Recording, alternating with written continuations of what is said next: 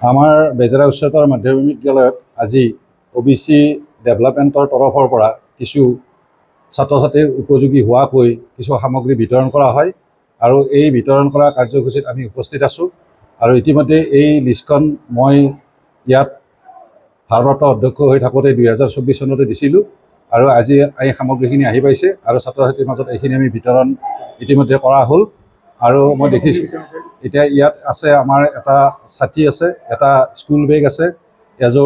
দুযোৰ ড্ৰেছ আছে, তাৰপিছত কেলকুলেটৰ আছে,